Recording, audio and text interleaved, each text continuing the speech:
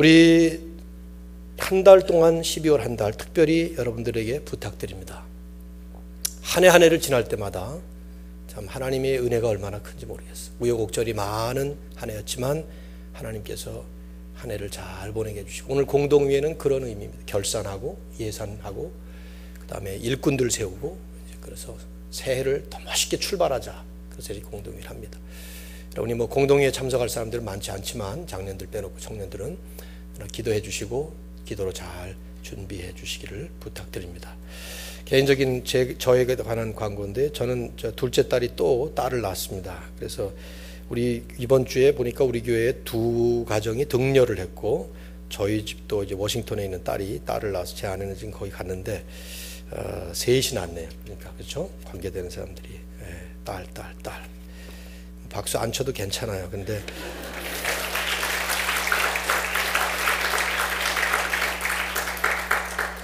제가 1부하고 상부에서는 광고를 못했어요.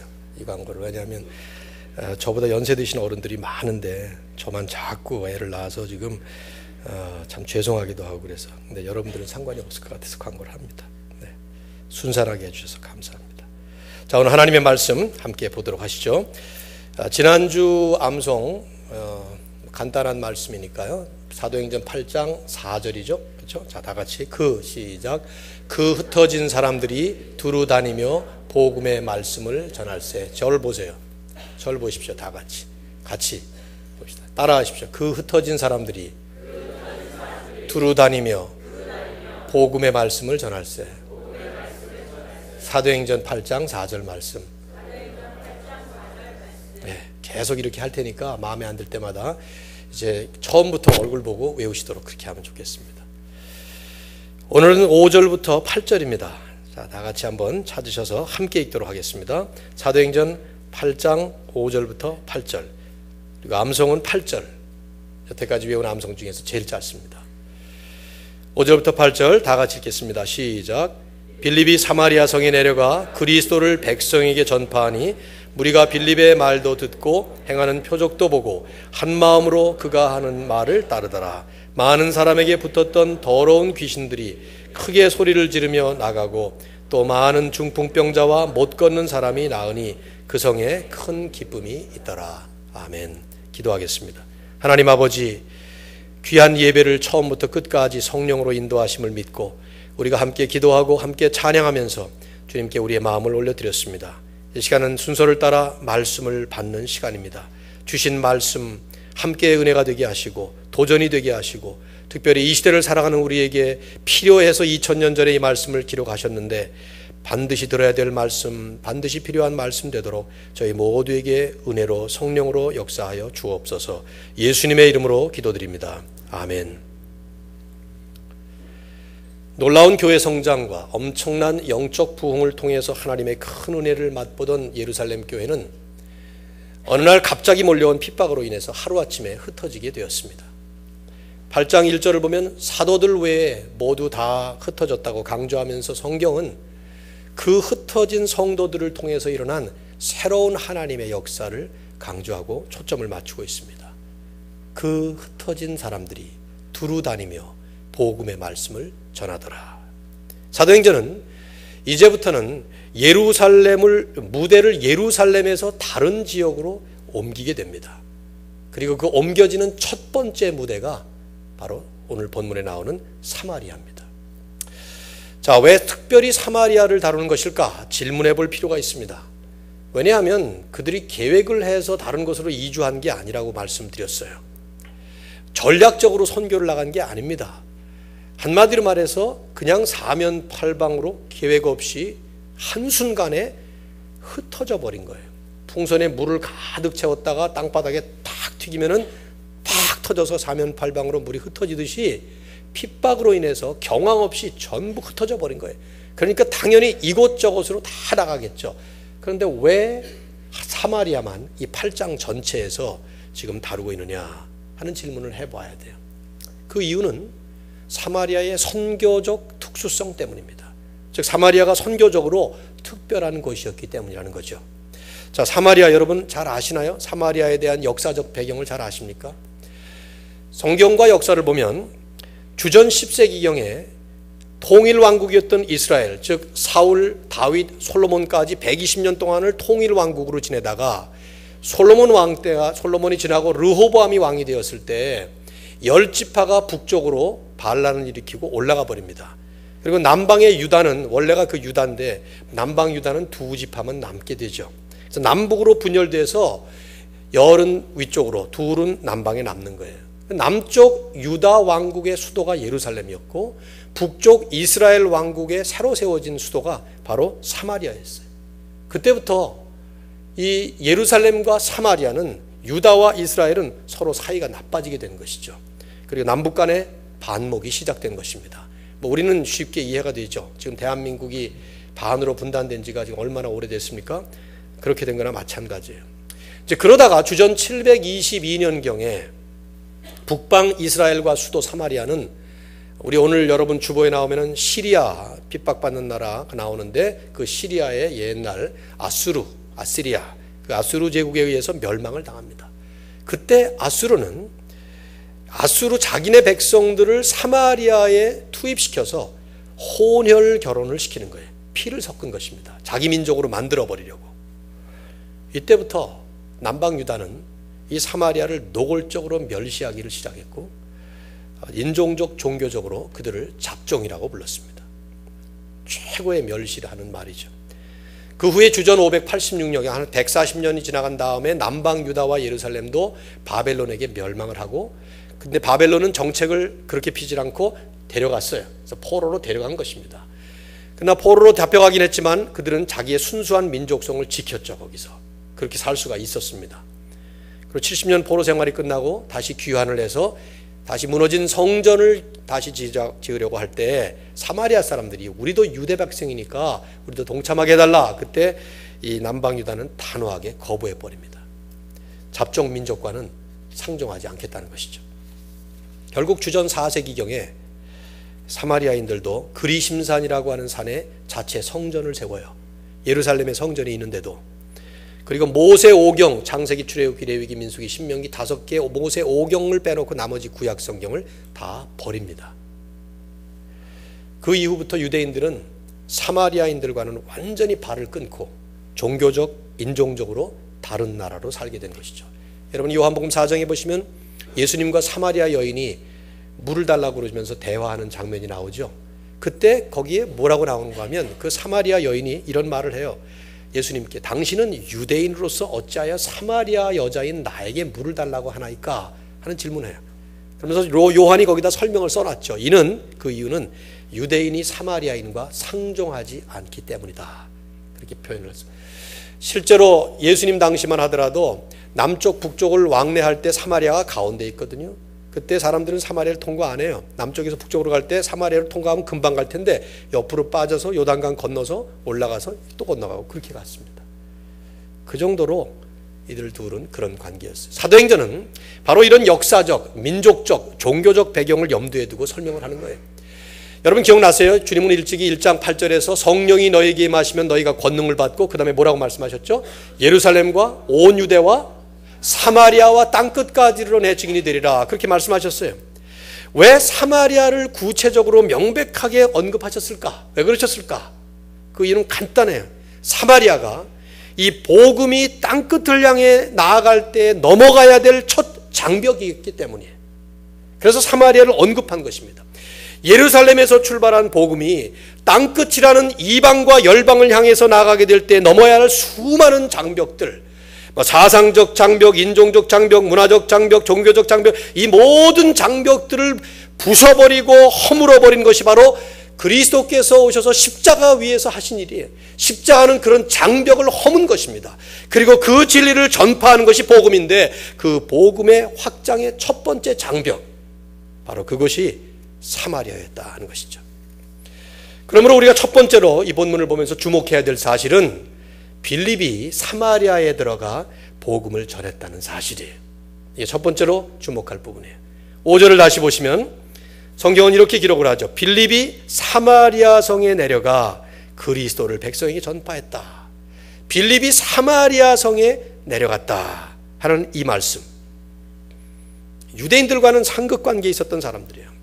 유대인이 볼 때는 이방인들은 아예 태어날 때부터 지옥의 땔감이라고 그렇게 믿었지만 사마리아 사람들은 본래 유대인이었던 사람들이 자기 정체성을 잃어버리고 자부심을 잃어버리고 일종의 배륜적 배신자 같은, 그래서 더럽고 수치스럽고 보기도 싫고 추하고 도무지 상대조차 하고 싶지 않던 그런 사람들이었어요.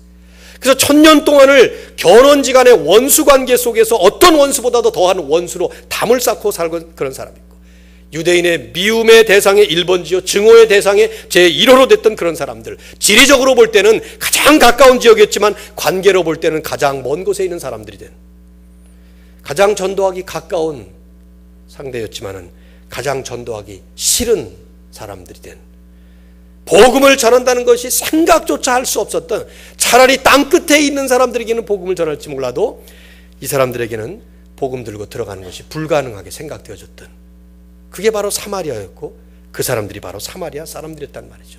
그런데 그런 그곳에 그런 사람들에게 빌립이 직접 들어가서 복음을 가지고 전파했다는 것입니다. 빌립이 사마리아 성에 내려가 그리스도를 백성에게 전파하니, 이 한 절 말씀은 만일 그 당시에 기독신문이 있었다면 예루살렘 기독일보의 제1면에 제일 큰 볼드체로 감탄사 한 5개 붙여놓고 헤드라인으로 만들어야 될 그런 이야기였다 이 말이에요. 엄청난 일이었다 이 말이죠. 뭘 우리에게 말하고 있습니까? 복음에는 넘지 못할 장벽이 없다 하는 것입니다. 아니, 복음은 이런 장벽도 넘을 수 있고 넘어야 한다 하는 것입니다. 복음에는 국경이 없어요. 전도 대상에 따로 정해진 대상이 없다는 것입니다. 아니, 우리는 복음을 들고 사실은 이런 장벽들을 넘어야 한다는 것입니다. 누구를 향해서? 내가 싫어하는 사람들, 나와 담을 쌓고 있는 사람들, 나와 원수처럼 생각되는 그런 사람들, 그들이 오히려 복음의 대상이고 복음을 들고 가야 될 사람들이에요. 왜? 복음 자체가 본질적으로 이런 장벽을 무너뜨려 버린 것이기 때문에 그래요. 십자가의 핵심이 이 복음의 장벽을 이런 모든 장벽들을 무너뜨린 복음이라 이 말이에요. 미움의 장벽, 우리 장벽이 얼마나 많아. 인종차별의 장벽, 미국에 살면서 느끼잖아요. 편견의 장벽, 시기와 질투의 장벽, 지역감정의 장벽, 원망의 장벽, 싸움의 장벽, 온통 많은 장벽들을 복음은 그리스도의 십자가의 메시지로 허물어버린 것이죠. 그렇기 때문에 우리들도 이 복음을 믿는 사람들로서는 그들을 향해 복음 들고 나아가야 된다는 것입니다. 오늘 이 말씀은 우리에게 묻고 있는 것이죠. 우리들의 사마리아는 어디인가? 그리고 우리의 사마리아인은 누구인가? 그리고 우리는 그들을 향해 빌립처럼 복음을 들고 나아가고 있는가? 주로 예수 믿는 문제를 놓고 기도하자 그러면 제일 먼저 가족들을 위해서 기도하죠. 당연한 일이에요. 제일 가깝고 가장 중요한, 나와의 관계 속에서 제일 중요한 분들이니까. 그러나 거기 머물러 있는 경우가 대부분이에요. 복음은 오히려 사마리아 사람 같은 사람들에게 전해야 되는 것입니다. 어떻게 전합니까? 뭘 전합니까? 오늘 본문은 아주 간단해요. 그런데 핵심을 잘 말씀합니다. 빌립은 그리스도를 전파했다 하고 말씀합니다. 이게 두 번째 주목할 부분이에요. 5절 다시 보세요. 빌립이 사마리아 성에 내려가 누구를? 그리스도를 백성에게 어떻게 해요? 전파했다. 그리스도를 백성에게 전파했다. 이 전파했다는 이 말은 proclaim, 저처럼 설교했다 하는 말하고 같은 말이에요. 아마 빌립이 많은 말을 했을 겁니다. 빌립이 가가지고 뭐 예수 하고 떠들고 다니는 건 아닐 거예요. 그러잖아요. 이 말을 가만히 우리가 직역을 한다면 그런 말처럼 보이는데, 많은 말을 가지고 저처럼 이게 설교도 했을 수 있고 했을 거예요. 그러나 성경은 그가 전했던 복음의 내용을 그냥 복잡한 설명을 다 생략하고 핵심만 전하고 있어 지금. 그게 뭡니까? 그리스도를 전파했다 하는 것입니다. 8장 전체가 이 점을 강조해요. 8장을 여러분이 보시면은 이제 다음 주와 그 다음 주에 보게 될 텐데요. 올해는 아마 8장까지 하게 될 것 같은데, 먼저 사마리아에 내려가서 빌립이 대중 전도하는 내용이 나와요. 다음 주에 볼 본문은. 그 다음은 에디오피아로 내려가는 내시에게 개인 전도하는 내용이 나옵니다. 그러니까 이 8장은 사실은 전도의 모델이라고 볼 수도 있어요. 대중 전도, 개인 전도 이런 말씀들을 볼 수 있는데, 그 두 사건을 기록하면서 핵심을 똑같이 기록하고 있어요. 자, 보세요. 한번 12절을 봅시다. 12절을 보시면은 사마리아 대중전도에 빌립이 뭘 했는가 하는 것을 간단하게 얘기하고 있는데 같이 읽어보죠. 시작. 빌립이 하나님 나라와 및 예수 그리스도의 이름에 관하여 전도함을 그들이 믿고 남녀가 다 세례를 받으니, 빌립이 뭘 전도했어요? 하나님 나라와 및 예수 그리스도의 이름. 4장 12절에 천하 인간의 구원을 받을 만한 다른 이름을 주신 일이 없나니, 그런 말씀 나오잖아요. 그 유일한 구원의 이름 예수님을 전한 거예요. 35절로 가시면 이제 26절 이하에 에디오페로 가는 내시에게 개인 전도하는 내용이 나오는데, 거기도 마찬가지로 누가는 사도행전을 기록하면서 이렇게 요약을 해요. 35절 다 같이 읽읍시다. 시작. 빌립이 입을 열어 이 글에서 시작하여 누구를 가르쳐? 예수를 가르쳐 복음을 전하니. 똑같은 말씀을 얘기하고 있어요. 개인 전도든 대중 설교든 상관없이 예수 그리스도가 핵심이에요. 예수 그리스도가 빌립이 전한 복음의 핵심이었고 전도의 전부였다 이 말이에요. 아니, 사도행전 전체에 나오는 모든 전도자들과 사도들의 증거가 바로 그거였어요. 갈달의 핵심은 예수는 그리스도시다, 예수는 구세주시다 하는 거예요. 그리고 그분이 오셔서 하신 일은 십자가에서 죽으심으로 우리의 죽음의 문제를 해결하셨다. 그리고 죽으실 뿐만 아니라 부활하셨고, 부활하실 뿐만 아니라 지금도 살아계셔서 우리와 함께 역사하신다. 그 증거가 바로 오신 성령님이다. 그 얘기예요. 그 핵심이죠. 단순한 진리지만, 그러나 이것이 바로 복음이고 이것이 바로 우리가 믿고 우리가 선포해야 될 복음의 진리라는 것입니다. 우리는 기독교라고 불러요. 기독이라는 말 이미 설명드렸죠. 그리스도라는 말의 한자 음역이에요. 한자로 바꾼 말이 기독, 그리스도 같은 말을 그렇게 바꾼 것이죠. 기독교는 예수 그리스도가 핵심이라 이 말이에요. 아주 단순하지만 이것이 심오한 진리예요. 주님은 그래서 자기 자신을 가리켜서 내가 I am the way, 길이요, the truth, 진리요, the life, 생명이다. 어느 누구도 그런 말을 한 적이 없죠. 석가는 제자들에게 만일에 너희가 내가 가르치는 가르침을 받아들이기만 한다면 나는 잊어버려도 좋다, 그렇게 얘기를 했어요. 소크라테스도 비슷한 말을 한 것을 플라톤이 그의 기록 속에 종종 언급을 하죠. 그러나 예수님은 달랐어요. 내가 곧 길이요 진리요 생명이다. 나로 말미암지 않고는 하나님 아버지께 갈 수 없느니라. 오늘 우리가 이 말씀을 받을 때, 특별히 오늘 우리들에게 주시는 이 말씀으로 볼 때 우리는 질문할 필요가 있어요. 과연 우리가 예수 그리스도를 증거하고 있는가? 증거보다, 전도보다 더 우선적인 것은 우리가 과연 예수 그리스도 위에 우리의 신앙을 세우고 있는가 하는 것입니다. 여러분, 제자들에게 예수님께서 한번 말씀하셨던 말씀 중에 교회를 첫 번째 언급하셨던 말씀, 마태복음 16장 18절에 있는 거 아십니까? 내가 이 반석 위에 내 교회를 세우리니 하셨던 말씀. 그때 교회는 건물이 아니에요. 거기서 예수님이 말씀하신 그 교회는, 교회 세우겠다는 것은 건물 세우겠다는 것이 아니라 사람을 세운다는 것입니다. 하나님을 믿는 하나님의 백성들을 세운다 그 말인데, 어디다 세워요? 이 반석 위에. 그 반석이 뭡니까? 반석이 뭐예요? 그 반석은 베드로가 바로 그 앞에서 고백했던 주는 그리스도시요 살아계신 하나님의 아들이십니다, 당신이 구세주시고 당신이 하나님이십니다 하는 예수 그리스도를 믿는 그 믿음의 고백, 그 위에 하나님의 나라를 세우겠다는 거예요. 예수 그리스도가 반석이시고 예수 그리스도가 기초가 되셔서 개인의 신앙이나 교회도 서 있는 것입니다. 그렇기 때문에 오늘 우리가 살펴봐야 될 것은 우리가 교회를 다니고 있다고 다가 아니에요. 예수 그리스도를 믿어야 되는 것이지, 그래서 그 주님이 나의 주님이 되셔서 내가 그 주님을 모시고 살 때 이것이 진정한 믿음의 삶이지 교회에 다니는 것이 전부가 아니라 이 말이죠. 우리 안에 살아 역사하시는 주님의 영인 성령께서 우리의 삶을 다스리는 삶을 살 때, 그래서 그 주님이 내 삶의 핵심일 때, 그럴 때 하나님은 하나님의 역사를 이루시는 삶으로 우리를 인도하시는 것입니다. 교회도 마찬가지. 십자가가 달려있다고 다 교회가 아닙니다. 교회는 반드시 예수 그리스도가 중심인 사람들의 모임이 되어야 합니다. 그래서 주님의 몸을 이루는 한 지체로서의 개별적 성도들이 그 역할을 잘 감당할 때, 그때 교회는 교회가 되는 거예요.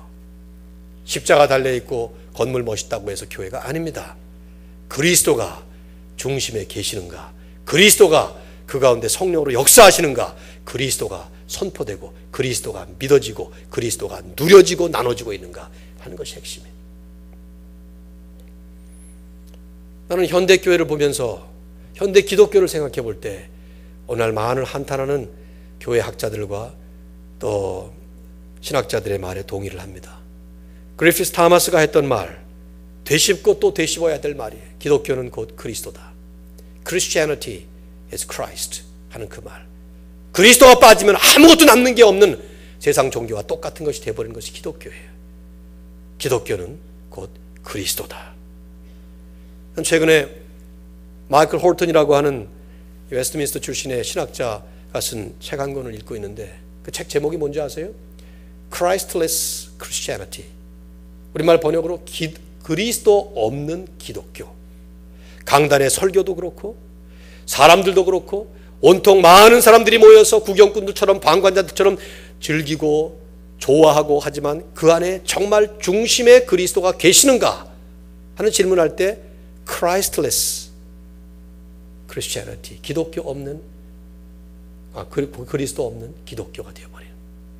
마치 여러분 애들 돌잔치 가보시면요, 돌잔치 가보면 돌 맞은 애는 옷만 색동적으로 입었을 뿐이지 실컷 먹는 거는 온 사람들이 먹는 거죠. 그렇죠? 그래서 어떨 때 잘못 애 방관하다가 그 애 다쳐가지고 돌잔치 때 크게 다쳐가지고 병원으로 가는 거 내가 봤어요. 정작 생일의 주인은 딸로 제쳐놓고 자기들끼리 먹고 마시고 있는 거야 말이지. 좀 있으면 크리스마스가 오지 않습니까? 누구를 위한 크리스마스예요? 크리스마스가 뭡니까? 크라이스트하고 마스 붙어 있는 거 아니에요? 요즘은 그 크라이스트라는 말을 빼버리고 그냥 마스만 남겨놓는 게 좋을 것 같아. 예수가 빠져있는 성탄절 기독교의 이 모습. 예수 그리스도가 계시면 한 사람이 예배를 드려도 그 예배는 예배입니다. 믿습니까? 예수 그리스도가 계시지 않으면 1000명, 10,000명이 모여서 예배를 드려도 그 예배는 예배가 아닌 거예요. 이 짤막한 한 말씀 속에 담겨져 있는 깊은 진리가 오늘 우리를 다시 한번 생각해 보게 하고 우리를 다시 한번 새 출발할 수 있기를 주의 이름으로 축원합니다. 빌립이 어떻게 전했습니까? 말씀과 표적으로 복음을 전합니다. 자, 6절과 7절, 제가 6절 읽을게요. 여러분이 7절 읽으세요. 무리가 빌립의 말도 듣고 행하는 표적도 보고 한 마음으로 그가 하는 말을 따르더라. 다 같이.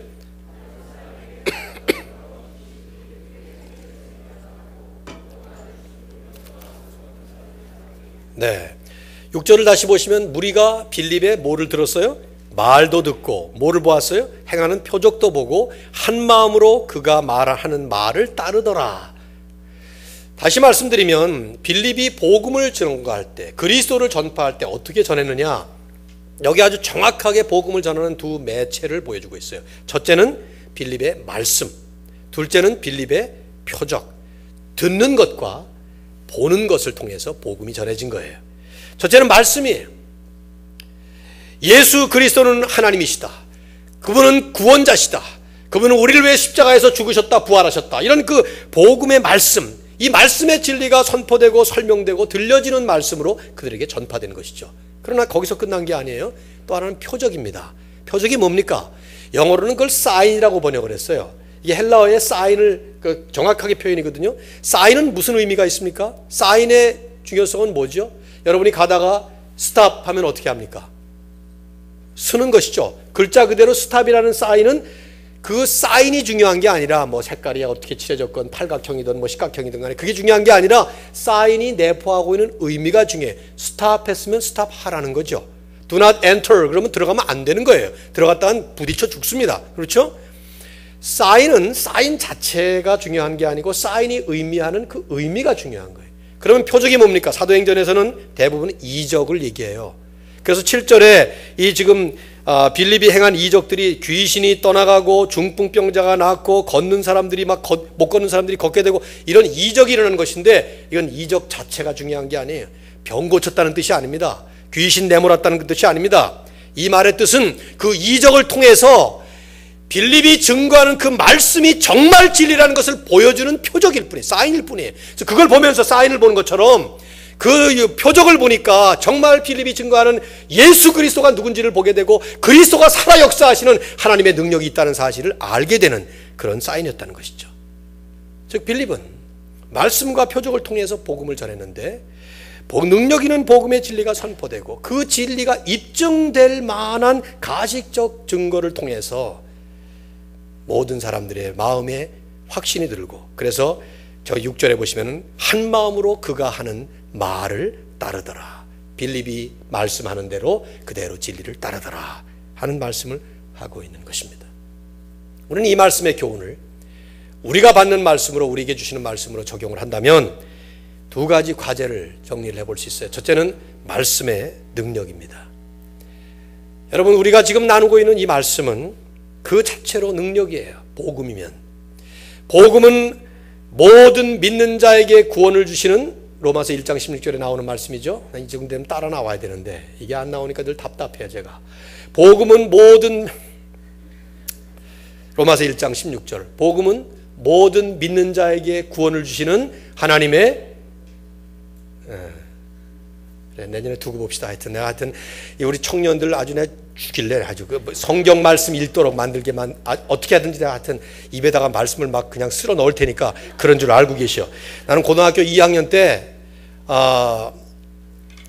여러 번 얘기했던 얘기 같기도 한데, 은사 목사님이 로마서를 강의하시는데 그 로마서를 도대체 이해를 못하겠더라고요. 그래서 읽어오라 그러셨는데 가서 집에 가서 읽었는데 이해가 안 돼요. 그래서 읽었는데 이해가 안 되네요. 그랬더니 그때 강도사님이셨는데, 우리 백병수 강도사님이 저를 보고 이해될 때까지 읽으면 되잖아 한마디. 저는 원래 순진한 사람이거든요.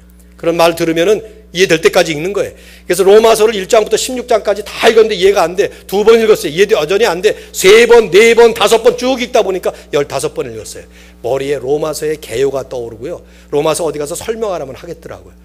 내친 김에, 포레스트 검프가 내친 김에 달려가지고 계속 뛰는 것처럼 내친 김에 고린도 전서 15번, 고린도 후서 15번, 갈라디아서 15번 계속 읽어서 2달 방학 동안에 성경 전체를 15번 읽었어요.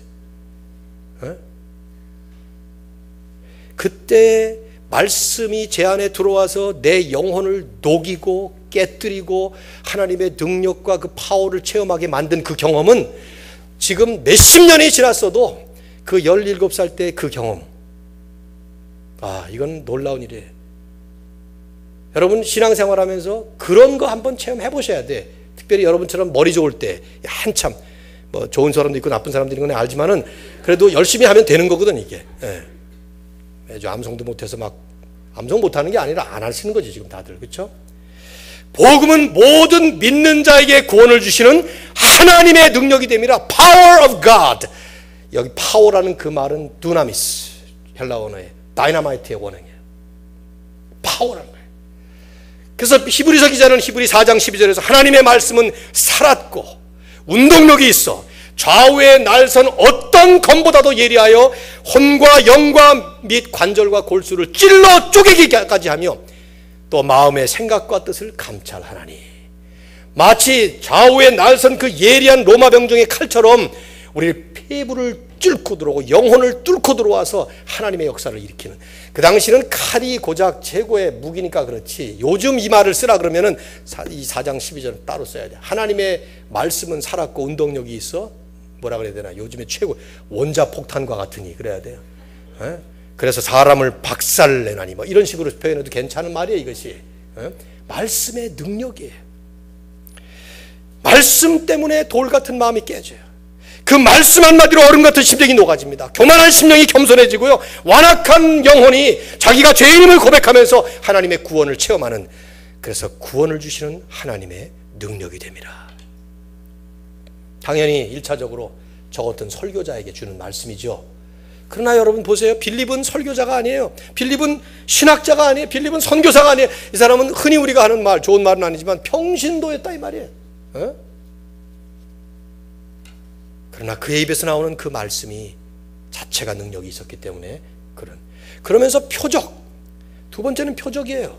사도행전의 표적은 이적을 의미한다고 말씀드렸죠. 그러나 사도시대가 지나고 사도행전 시대가 지나간 다음에 성경이 완성된 우리 시대에는 더 이상 하나님은 이적을 일반적 보편적인 역사로 일으키시지 않습니다. 예외적으로는 하셔요. 하나님께서 이적을 베푸시려면 얼마든지 베푸실 수 있고 실제로 그렇게도 하시죠.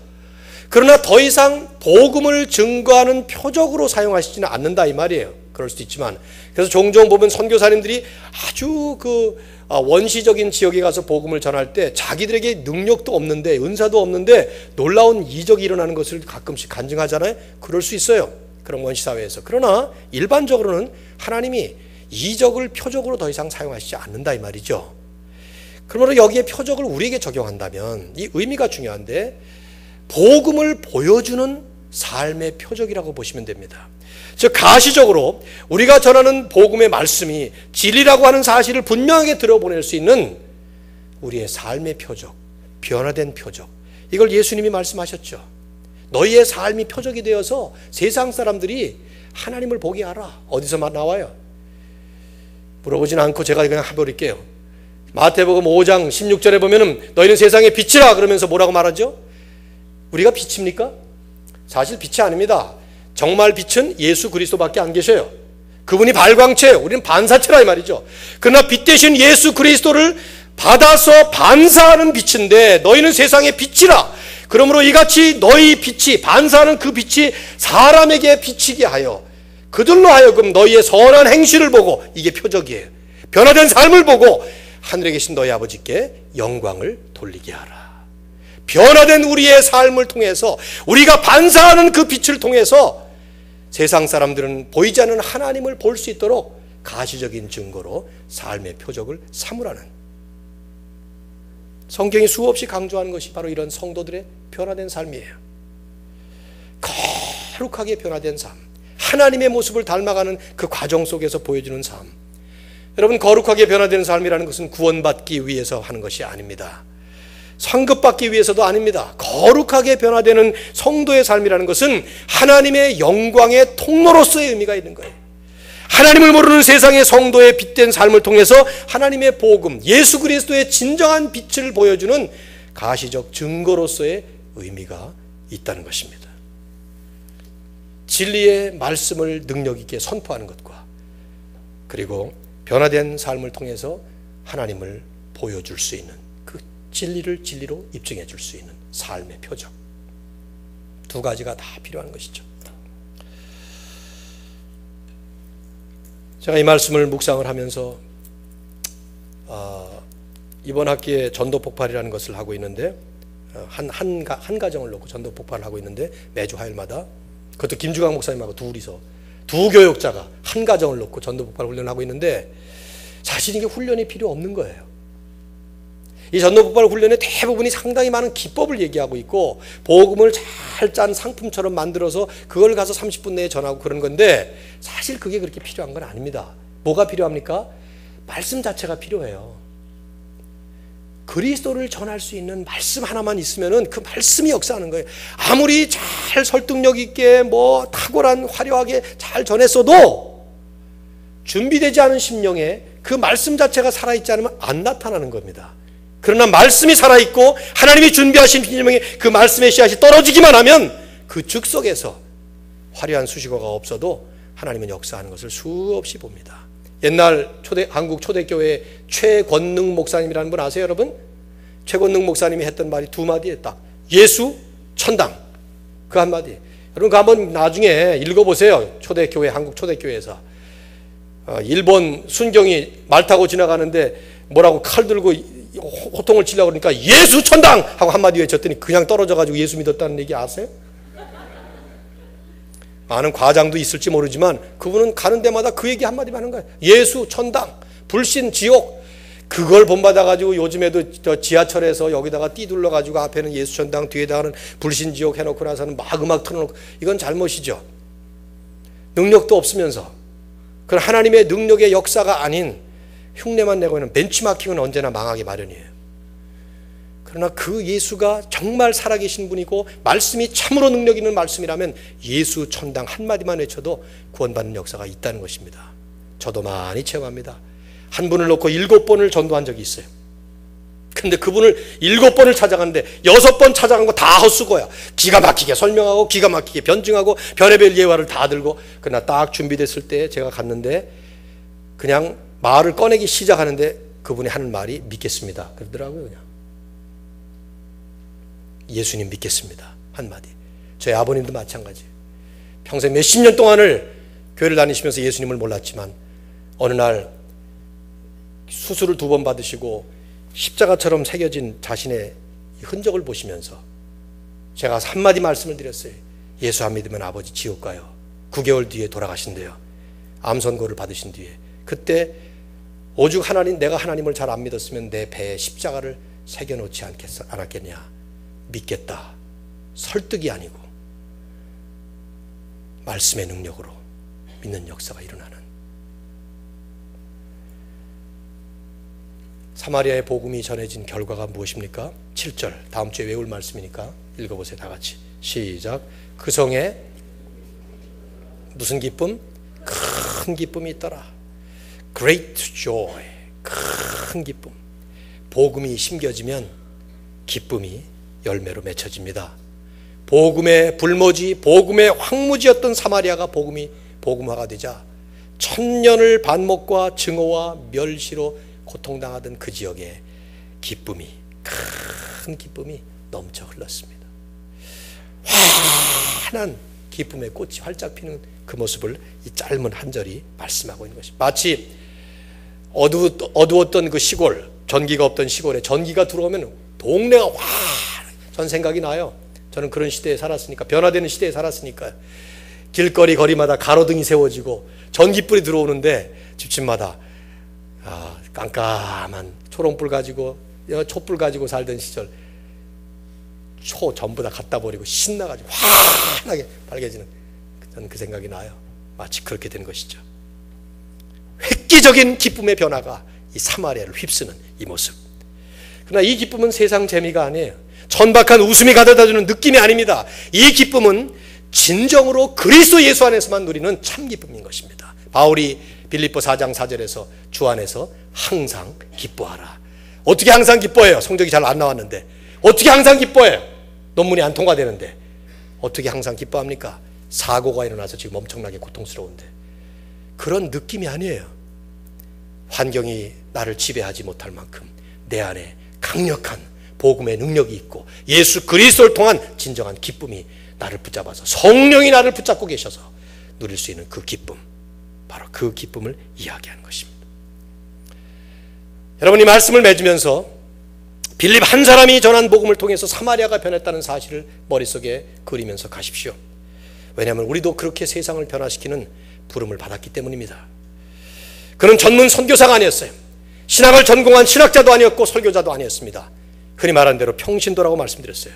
그러나 이 한 사람의 평신도를 통해서 무려 1000년 동안을 원수지간으로 지냈던 유대와 사마리아의 장벽이 무너져 버리고 그 사마리아에 슬픔과 고통과 아픔과 괴로움이 가득했던 그 땅에 큰 기쁨이 넘쳤다는 이 사실을 생각할 때 저나 여러분이나 우리의 삶에 있는 장벽들을 허물어버리고 복음을 증거하고 그리스도를 선포해야 될 막중한 그러나 영광스러운 사명과 책임이 있는 것을 다시 한번 새겨봅니다. 이 사명 가슴에 새기시고 여러분이 가는 학교, 직장, 또 어디를 가든지 또 앞으로 어디를 가든지 주님 앞에 빌립처럼 멋지게 쓰임받아서 내가 밟는 곳이 사마리아에서 기쁨의 현장으로 변화되는 역사를 하나님 앞에 올려드릴 수 있는 이런 우리 모두가 되기를 주의 이름으로 축원합니다. 우리 기도합시다.